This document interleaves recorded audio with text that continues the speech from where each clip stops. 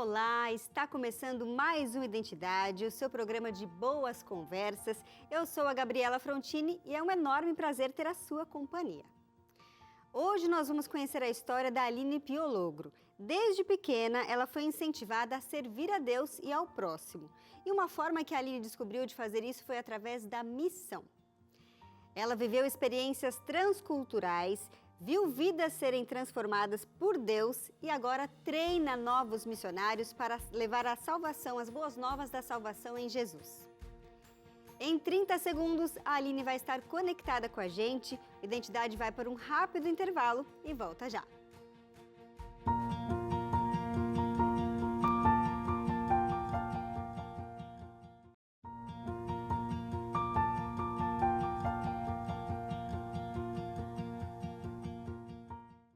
Viver em missão é mais do que sair de um lugar e ir para o outro. É deixar Deus mudar a nossa maneira de ver e de viver. A missão começa quando a gente entende que foi alcançado por Deus e passa a viver para que outros também sejam. É um estilo de vida feito de obediência e amor. Hoje a nossa convidada é alguém que entendeu esse chamado e o viveu de forma muito real. A Aline Piologro serviu a Deus em diversos lugares, conheceu muitas culturas e pessoas que a aproximaram do seu Salvador. E hoje ela ajuda a preparar outros missionários para também responderem sim ao convite de Deus. A história dela nos lembra que aceitar Jesus é aceitar a missão que ele deixou de pregar o Evangelho e fazer discípulos em todo o mundo. Aline, que alegria ter você aqui com a gente. Seja muito bem-vinda ao Identidade. Obrigada, Gabi. Um prazer estar com vocês, uma alegria. Uma alegria para nós também receber você. Aline, desde pequena você estava ali envolvida com os ministérios da igreja, né? O seu pai sempre incentivava isso, inclusive. O que isso te ensinou sobre servir a Deus e ao próximo? Eu entendi por conta da formação familiar mesmo, que a nossa razão de viver neste mundo como criaturas de Deus é para servir a Deus e ao próximo. Então, no dia a dia, a gente tinha isso, né? Na minha casa era sempre uma casa onde os amigos podiam vir, onde a gente sempre, final de semana, tinha casa cheia, todo sábado tinha visita em casa. Então, eu acredito que toda essa estrutura fez com que eu entendesse que a razão de estar aqui, por sermos filhos de Deus, é para servir. E então, em 2013, ali, você decidiu ir para o Peru, na cidade de Lima, aprender um novo idioma. A princípio, era para você ficar ali somente uns 6 meses, mas você acabou ficando 4 anos. E lá você foi criando os seus projetos, né, os seus próprios projetos para servir a igreja local e também a comunidade. Que projetos foram esses e como é que foi essa experiência de viver em um outro país, conhecer uma nova cultura, novas pessoas? Eu sempre tive muita curiosidade, né, pelas coisas da vida, pelo mundo. E aí essa oportunidade de ir para o Peru para aprender idiomas foi para mim assim, ei, agora é a hora, né? E saí de casa, fui para o Peru, eu já tinha ali meus 25 anos. E chegando lá, eu fui descobrindo, e por isso acabei ficando mais tempo. Mas eu já cheguei incluída numa igreja. E eu acredito que isso seja algo interessante e importante, né? Talvez para quem nos escuta aí, quando vai mudar de lugar, mude já sendo inserido numa igreja. Eu fui inserida nessa igreja e aí eu percebi que essa igreja tinha necessidades, como todas as igrejas, né? Onde tiver ser humano tem necessidade.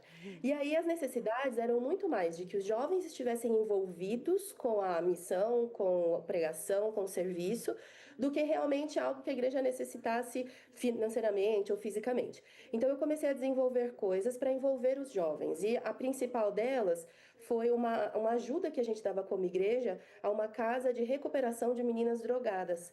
Então a gente chegava até essa casa, era uma casa do governo que recolhia meninas com algum tipo de vício para poder recuperá-las, óbvio, sempre com a família amparando, né? E aí nós desenvolvemos esse projeto por um tempo, apoiando a casa, e eles chamavam a nossa ida lá de terapia bíblica. E eu gostei muito do nome e a gente tentou fazer o máximo que a gente pôde para oferecer o que dava naquele momento para aquele grupo. Mas foram experiências diferentes e a minha mente sempre foi, eu preciso colocar os jovens para se movimentarem. Jovens em serviço são jovens que permanecem. Verdade. E ali no Peru, você não estava assim numa missão formal, né? Mas, digamos assim, imagino que você viveu ali tenha te preparado para esse campo missionário. Teve alguma situação vivida ali que hoje você vê como um aprendizado para o que viria depois ali numa missão oficial? Tudo que eu vivi no Peru, hoje eu olho e digo, era necessário para o estilo de vida que eu teria muitos anos depois, mais de 10 anos depois, né? Hoje eu trabalho com missionários transculturais, eu formo missionários transculturais. É nisso que eu tenho trabalhado nos últimos 5 anos. E quando eu olho para a jornada no Peru, essa jornada de 4 anos foi me formando de uma forma orgânica. Então, eu fui para o Peru por iniciativa própria, mudei para lá, encontrei um emprego normal, era membro de igreja, uma mesma vida que eu teria talvez aqui no Brasil. Mas estar num outro país, conviver com pessoas de outras culturas, ter a chance de me esforçar para aprender um idioma, e eu tentava sempre falar o mais próximo do nativo possível, essa era a minha meta de vida. Então, toda essa preparação, que foi orgânica, choque cultural, quando eu mudei para o Peru, eu não tinha ideia do que era choque cultural, de quais eram as fases, de como funcionava tudo isso. Mas eu vivi. Então, agora, quando eu vou para os livros, quando eu passo a ser uma professora, treinadora, e eu vou avaliando a jornada dos meus missionários, dos meus alunos, eu consigo ver como foi para mim naquele momento, apesar de eu não ter ideia naquele momento do que era tudo aquilo, né? Mas Deus foi me moldando, misericordiosamente foi me moldando para o que eu iria fazer hoje. E é incrível como Deus vai conduzindo a nossa vida e a gente às vezes percebe algumas coisas só depois, né? Ah, então foi por isso que Deus permitiu que acontecesse isso na minha vida e tudo mais. E você falou dessa questão do choque cultural, a gente ouve falar, mas nada se compara a viver isso, né? Você sempre se viu ali envolvida em atividades que levassem o amor de Deus para as pessoas, mas nunca tinha pensado em fazer missão. Você só pensou nisso quando voltou para o Brasil e aí uma amiga te disse para fazer uma missão. Como é que foi ouvir essa ideia aí e o que você fez, né, com essa possibilidade? O tempo todo eu achava que o caminho era estudar teologia, que se eu estudasse teologia, então eu ia conseguir servir em tempo integral, que era algo que ardia dentro do meu coração. E aí, quando eu volto do Peru e essa amiga me diz um dia, por que você não vai como missionária? Eu me senti assim, sabe quando você tem uma coisa na sua frente o tempo inteiro, mas você não vê? Eu senti isso. E aí eu falei, não, agora é o momento. E eu vou me inscrever em todos os projetos missionários que houverem. Na época não tinham tantos, como a gente cada ano vai evoluindo nisso. E aí me inscrevi nos que eu pude, falei para todo mundo, que é outra coisa que eu falo para os meus alunos. Se você quer servir, fale para todo mundo, conte quais são os seus talentos, porque quanto mais pessoas souberem, mais oportunidades podem surgir. E aí fiz isso, e nesse de fazer um monte de coisa, eu falei, Senhor, eu quero que o primeiro que me chamar seja a tua voz, porque senão eu vou ficar confusa. É muita coisa, muitas oportunidades, de repente vai que todo mundo fala assim. Como é que eu vou, né, discernir aqui o que é certo, ou o que é melhor? E aí eu combinei, fiz esse combinado com Deus e ele cumpriu assim na perfeição. Como você disse aí, você se cadastrou em vários lugares, né, para servir como missionária, fez essa oração, e nessa oração você falou aí, o primeiro projeto que me chamar, eu tô indo. Você teve ali uma entrevista com o Instituto de Missões Noroeste. Como é que foi essa Sim, conversa? E ali acho que foi o seu primeiro chamado, né, Aline? foi muito interessante porque eu tinha convicção de que era o meu primeiro chamado. Eu conversei com o pessoal da ETAN, na verdade, porque era para ser professora ali, fica tudo dentro ali de um mesmo complexo, de uma mesma administração geral, né? E aí eu pensei, vou para lá. Agora esse é o chamado. Já estava pronta para falar para minha família, gente, eu vou para o Amazonas, vai ter muita coisa para fazer lá. Mas aí terminamos a entrevista, porque durante a entrevista eu senti estava tudo certo. Terminou a entrevista, ela me envia uma mensagem de texto. A pessoa que me entrevistou me manda assim: Aline, nós gostamos muito de você, nós vamos avançar com as coisas por aqui, mas um detalhe: ainda não é um chamado. E naquele momento eu ouvi assim o Senhor dizendo: a gente combinou que é o primeiro que te chamar. Esse ainda não está te chamando, então aguarde. E aí aguardei para ver o que é que viria, se eles efetivariam o chamado ou se algum outro projeto apareceria. E aí, em fevereiro de 2019, um pouquinho antes, na verdade, apareceu esse chamado e você desembarcou no aeroporto do Camboja. Você passou por procedimentos ali no aeroporto para poder entrar no país. E o último, na área da imigração, você estava apreensiva com medo dessa intolerância que podia haver, né? A oficial da imigração que te atendeu teve uma reação diferente da que você esperava. Conta pra gente como é que foi essa conversa com ela e como é que foi esse chamado de fato para o Camboja. Olha, eu me emociono agora com essa parte da história, porque é algo que sempre vai me marcar, né?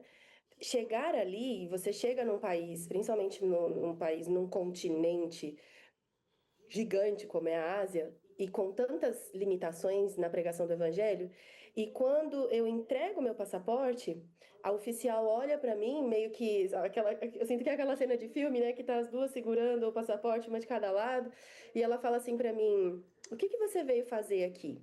E eu falei: "Eu sou voluntária, eu sou professora, eu vou apoiar um projeto que fica, né, expliquei a região e tal." E aí ela continuou olhando para mim e disse assim: "Obrigada por vir ajudar o meu país." E aquilo me tocou, porque é muito normal o missionário ou voluntário ficar no centro, querer se envolver com as coisas de missão por sua própria causa, né? Porque eu preciso dessa mudança, dessa transformação que a missão pode causar. Mas ouvir dos lábios dela, obrigada por ajudar o meu país, me fez entender, caiu ainda mais a ficha de que eu não estava ali por minha causa, não estava ali porque eu queria fazer algo mais, estava ali por causa das pessoas daquele lugar. Para servir, né? Como é diferente assim o propósito. Exato. Agora, Aline, você compartilha mais da sua experiência que você viveu lá no Camboja daqui a pouquinho, depois do intervalo. E você pode despertar a sua criança aí de casa o desejo de falar do amor de Deus através da revista Esperança Rodrigo Silva em Descobrindo Tesouros. Aqui nesse material, os pequenos vão encontrar as aventuras do professor Rodrigo Silva com o Afonso e o Caleb, viu? Enquanto eles aprendem sobre a Bíblia. Então, peça o seu exemplar para o seu pequeno, ele é de graça, é só mandar uma mensagem para o WhatsApp que aparece aí na sua tela, 12982444449, escreve ali, quero a revista Esperança do Rodrigo Silva. E aí você aproveita o intervalo para pedir a sua revista, tá bom? O Identidade volta já.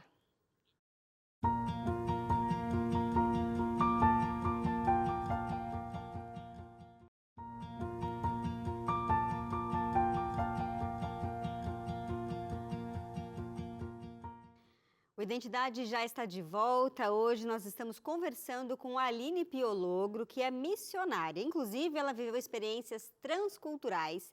No bloco anterior, ela nos contou sobre o período que morou no Peru e também da decisão de fazer uma missionária. Foi a partir dessa escolha que a Aline recebeu o chamado para o Camboja, um país localizado no sudeste da Ásia. Aline, quando você chegou lá no Camboja, você viu que o lugar onde você estava era bem parecido com o interior do Peru. E você não teve ali um estranhamento do local, né? Agora, como é que foi lidar com as diferenças culturais do locais e também dos outros missionários que trabalhavam com você? Porque eles também vieram de outros países, né? E não tem como fugir ali do choque cultural. É, não tem como fugir. Infelizmente, a gente gostaria, né? Seria muito mais fácil. Mas estar nesse ambiente transcultural deixava algumas coisas desafiadoras. Eu acredito que o maior desafio em todo projeto missionário transcultural, os projetos missionários também no nosso local, é a comunicação.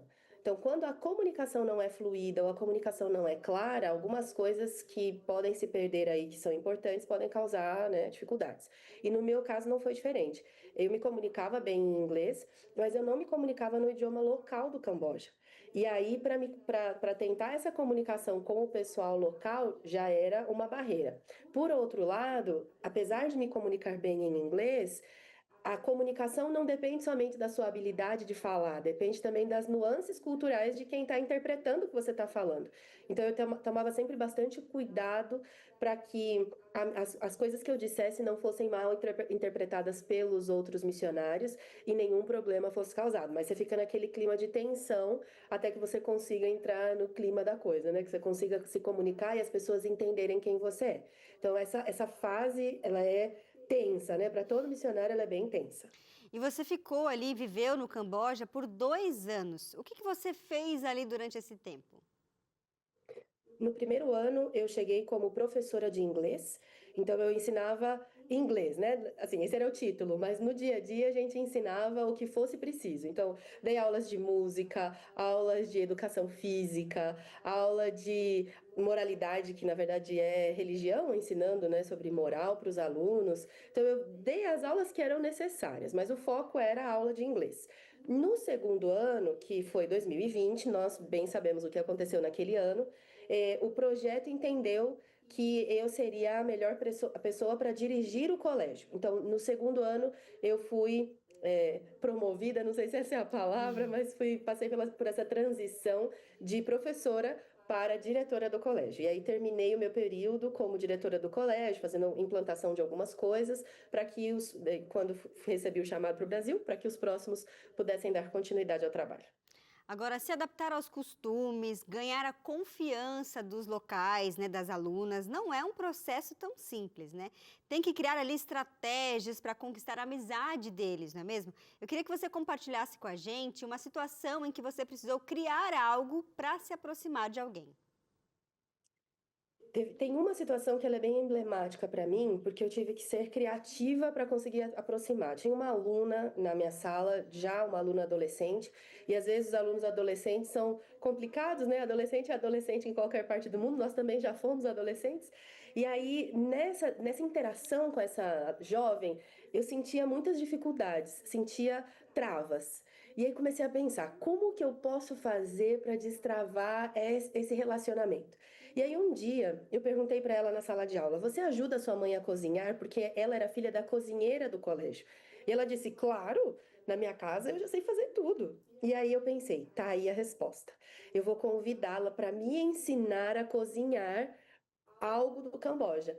Ela vai em casa, ela não se sente tão confiante com o inglês, mas não tem problema. A gente vai tentando uma palavrinha, duas palavrinhas para criar esse vínculo. E ela veio em casa, foi surpreendente, porque as habilidades dela de cozinha eram infinitamente melhores do que as minhas. E esse tempo que a gente passou fez dissolver toda essa barreira que tinha entre nós e dali para frente o relacionamento fluiu mais. Então, uma coisa que eu sempre falo para os meus alunos, quando você está num ambiente transcultural, peça que as pessoas do local te ensinem coisas. Porque às vezes a gente chega naquela postura, né, de eu tô aqui para ensinar, então eles que têm que me ouvir. Não, mas peça para eles te ensinarem, porque você se colocando na posição de aluno, você se coloca numa posição inferior, entre aspas, independente da formatação cultural, ele vai querer passar tempo com você, vai querer te ajudar, vai querer te ouvir, e aí você estreita os relacionamentos. E até porque naquela cultura, você, como uma professora, pedir para uma aluna te ensinar algo também já foi um quebra de paradigmas ali, né, Aline? Totalmente, totalmente. Para eles é assim, o que aconteceu aqui? Quem é essa professora? E é isso é bom, né? Quando você causa esse espanto, a pessoa se abre para ouvir um pouquinho mais do que você tem para dizer. Ou talvez, apesar de num primeiro momento ser assim, não, pera, isso não tá certo, ele entende que é só um ser humano querendo amar o outro ser humano. Eu digo, a linguagem do amor, ela não tem barreiras. Se você realmente quer amar alguém, se você quer fazer algo por alguém, essa pessoa vai sentir, ainda que você não fale nada. E o que que esse tempo no Camboja, né, o convívio ali com os locais, te ensinou sobre Deus? Muita coisa. Muita coisa sobre Deus. Eu acredito que esse período me ajudou a enxergar a Deus de uma outra forma, inclusive, né? Eu sou filha de uma família adventista, então adventista a vida toda, e a gente aprende sobre Deus, aprende sobre o amor de Deus. Mas quando você olha como outras pessoas olham para Deus e o que elas entendem sobre Deus, numa outra formatação cultural, é como se você adicionasse atributos para Deus que anteriormente você não tinha pensado neles. Nós estamos acostumados com um Deus que é amigo, um Deus que é pai, um Deus que dá bênçãos, que cuida, que é protetor e tal. Numa cultura da honra, a gente vê um Deus que te honra, um Deus que te coloca de uma posição de inferioridade para uma posição de filho, né, de filho do rei. Então, ir construindo isso e hoje, né, com outras culturas, conforme eu vou aprendendo, colocando, parece que vai formando um Deus mais completo. Eu não sei se eu posso dizer isso, né, mas pelo menos dentro da minha cabeça vai se formando um Deus com mais atributos, que alcança mais, que chega mais longe e que não está limitado a nenhuma formatação cultural. Agora, Aline, passando esse tempo lá no Camboja, você voltou para o Brasil, já com um emprego, digamos assim, né, no Instituto de Missões da sede administrativa da igreja ali na região do Centro-Oeste do Brasil. Como é que foi se adaptar a essa nova fase aí de missão e como é que você atua hoje no Instituto? Isso, eu fui encontrada lá no Camboja pela administração da União Centro-Oeste Brasileira e vim para o Brasil por causa desse encontro, né? Porque eles me encontraram. Nesse retorno, já começa agora uma outra coisa, né? Que é o choque cultural voltando para casa, o choque cultural de se deparar com a sua própria cultura. Então, tive que vencer isso, mas Deus misericordioso sempre me ajudou, conseguimos vencer. E hoje eu continuo dirigindo o Instituto de Missão da UCOB, agora com algumas coisinhas a mais aí no pacote, mas esse período de entrar no Instituto de Missão e ir construindo algo ali foi desafiador, porque a cada 6 meses eu queria ir embora, eu queria voltar para o campo missionário transcultural, mas pacientemente a administração foi me ajudando e eu fui então entendendo a importância de formar pessoas e a importância do movimento missionário. Como missionária, o projeto, a situação não pode terminar em mim. Não pode ser aqui, acabou aqui, beleza, eu volto para casa e sigo a minha vida. Não pode. Ainda que você volte para casa e siga a sua vida, precisa haver movimento missionário. E trabalhando no Instituto de Missão eu consegui entender e vou entendendo, né? A cada ano isso vai ficando mais claro e mais pessoas são envolvidas nesse movimento. Agora, Aline, todo mundo pode viver a missão, né? Ser ali um missionário no lugar onde está. Ainda mais agora que a gente vive num mundo conectado e, em contrapartida, as pessoas acabam mais isoladas. Tem muita gente que precisa conhecer Deus e a gente pode fazer a diferença na vida delas. Pensando nisso, qual que é o seu maior sonho para o futuro da missão? O meu maior sonho é que as pessoas entendam que missão precisa ser um estilo de vida.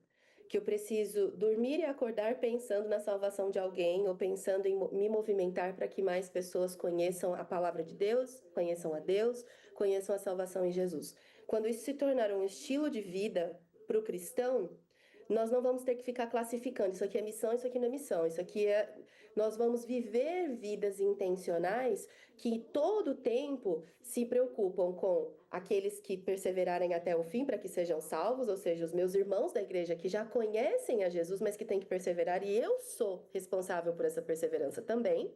E por aqueles que ainda não conhecem o nome de Deus, que não podem invocá-lo. Todo aquele que invoca o nome do Senhor será salvo, mas eu preciso ensiná-los para que saibam o que vão invocar. Então, se a gente colocasse isso como estilo de vida, e se fôssemos intencionais na forma de viver, eu acredito que muita coisa seria diferente. As pessoas não teriam nem que largar o emprego para ir para outro lado do mundo. Onde elas estivessem, pessoas estariam ouvindo a palavra do Senhor. Muito bom. E o Instituto de Missões, como você bem falou aí, você prepara essas pessoas para a missão, seja no local onde elas vivem mesmo ou em locais diferentes ali, com diferenças culturais, né? Quem está assistindo a gente agora, que quiser conhecer mais o Instituto, você pode falar para a gente as redes sociais e quem sabe já fazer o convite para angariar novos missionários aí. Inclusive, nós estamos com vagas abertas para um programa de 20 dias de imersão em missão transcultural especificamente, mas é só encontrar a gente no Instagram, @Instituto de Missão, né? Sem o tio, Instituto de Missão, tudo junto, só isso, não é missões, missão, e você vai encontrar o Instituto e vai encontrar ali tudo que a gente faz. Todos os anos nós temos programas de imersão, temos um curso de formação de coordenadores de Mission Trip para aqueles que gostariam de movimentar viagens missionárias em suas igrejas. Então, nós temos um pacote ali de diferentes produtos, né, diferentes cursos, que são bem interessantes para a formação de missionários e nós louvamos a Deus por essa oportunidade. Tá certo, Aline, eu quero muito agradecer sua presença aqui, conhecer um pouquinho mais da sua história, das suas experiências e saber um pouco melhor também como é que funciona o Instituto de Missão. Que Deus continue te abençoando, te guiando e usando você para abençoar e capacitar esses novos missionários, né? Porque a gente sabe que Jesus só vai voltar quando a gente conseguir falar dele para todas as pessoas. Então, te agradeço pela participação. Obrigada, agradeço, uma honra e que Deus continue levando mais e mais pessoas a viverem para a honra e glória do nome dele. Amém. E a você aí de casa, fica o convite então para quem sabe ser um missionário. Se você já sonhou com isso, saiba que é possível realizar esse sonho. Temos aí o Instituto de Missão para isso, viu? É só fazer contato. Fique com Deus e até o nosso próximo encontro aqui no Identidade, sempre com histórias inspiradoras como a da Aline aí, a nossa missionária desta noite. Fique com Deus e até mais. Tchau, tchau.